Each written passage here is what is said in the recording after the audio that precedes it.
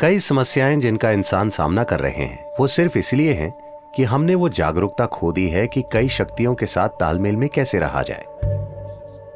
अगर आप जीवन के तालमेल में आ जाएं, तो आप भी सुबह 3 बजे के आसपास नींद से जाग जाएंगे। उस समय अगर आप बैठकर वो अभ्यास करें जिनकी आपको दीक्षा दी गई है, तो उससे सबसे ज्यादा फायदा होगा।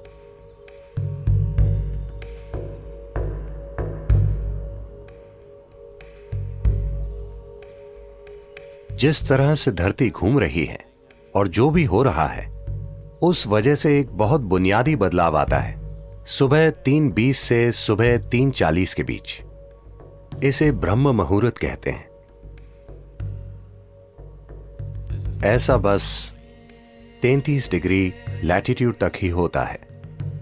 आपका सिस्टम, मनुष्य का सिस्टम एक विशेष तरीके से व्यवहार करता है। यह एक संभावना है।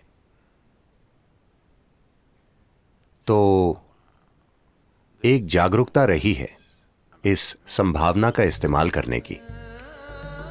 आपका जीवन उन कई चीजों का परिणाम है जिन्हें हम ब्रह्मांड कहते हैं या जिन्हें हम अस्तित्व कहते हैं। तो हम इस जबरदस्त घटना का परिणाम है जिसे हम सृष्टि कहते हैं। हम अपने आप में एक अलग जीवन नहीं है। तो जब आप तालमेल में होंगे तो कुछ चीजें होंगी। हमारे अमेरिका के टेनेसी में स्थित आश्रम में ऐसे झिंगूर पाए जाते हैं जो 17 सालों में सिर्फ एक बार जागते हैं। क्या आपने ऐसा कुछ देखा है? वो समझ जाते हैं कि 17 साल हो गए और वो जाग जाते हैं। फिर वो बच्चे पैदा करते हैं और सो जाते हैं। वो समझ जाते हैं कि 17 साल हो गए, वो भी बिना किसी अलार्म बेल के। तो ये कैसे होता है? मैं कह रहा हूं कि वो प्रकृति के साथ तालमेल में है। हमने प्रकृति के साथ तालमेल खो दिया है और हमें लगता है कि यही हमारी प्रकृति है। नहीं, कई सारी बीमारियां और समस्याएं जिनका मनुष्य अनुभव कर रहे हैं, वो बस इसलिए हैं क्योंकि हमने वो जागरूकता खो दी है कि उन कई सारी शक्तियों के साथ तालमेल में कैसे रहा जाए जो हमें वो बनाती हैं जो हम हैं।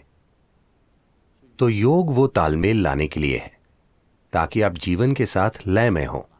अगर आप जीवन के साथ लय में होंगे तो आप भी सुबह 3 बजे के थोड़ा बाद जागेंगे।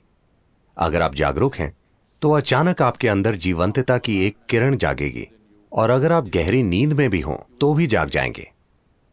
आपके साथ यह होना चाहिए। इसका मतलब है आप उसके साथ तालमेल में हैं, आप जीवन के तालमेल में हैं। तो मुझे क्या करना चाहिए? क्या मुझे ध्यान करना चाहिए या क्रिया?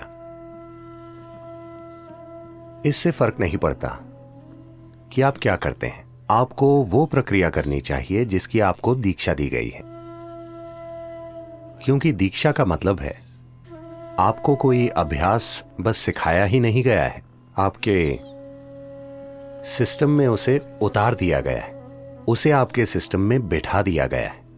तो वो जो भी हो, अगर आप में एक जीवित बीज है और आप ब्रह्म मुहूर्त पर जागें और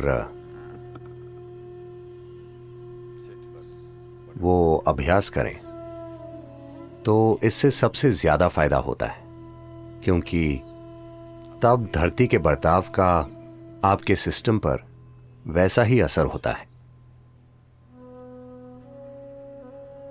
अगर आप एक विशेष तरह से जागरूक हो जाएं, आपके अंदर एक खास स्तर की जागरूकता आ जाए, तो आप बस जान जाएंगे You will simply know when the time is. कि वो समय कब है। अगर आप सही समय पर सोने जाएंगे तो आपको घड़ी देखने की जरूरत नहीं होगी। आप हमेशा जान जाएंगे कि 3:40 बजे हैं, क्योंकि फिर शरीर एक अलग तरह से बर्ताव करता है। उस समय अगर आप बैठकर वो प्रक्रिया करें जिसकी आपको दीक्षा मिली है, वो नहीं जो आपने किताबों से पढ़ी है, तो सबसे ज्यादा फायदा होगा। उस समय बीज को अंकुरित होने के लिए जरूरी मदद मिल जाएगी, या वो अन्य समय के मुकाबले ज्यादा तेजी से विकसित होगा। यह सिर्फ दीक्षित लोगों के ही लिए है। अगर आप दीक्षित नहीं हैं, आप किताब योगी हैं, तो 3:40, 6:40, 7:40 इससे कोई ज्यादा फर्क नहीं पड़ता। ऐसे लोगों के लिए संध्या काल ज्यादा महत्वपूर्ण होते हैं। संध्या मतलब सूरज के उगने से 20 मिनट पहले से 20 मिनट बाद तक, या सूरज डूबने से 20 मिनट पहले से 20 मिनट बाद तक। दोपहर और आधी रात के लिए भी यही सच है, लेकिन उनकी प्रकृति अलग है। तो ये 2 संध्याएं उनके लिए बेहतर हैं जो दीक्षित नहीं हैं। 3:40 उनके लिए अच्छा है जिन्हें शक्तिशाली दीक्षा मिली है।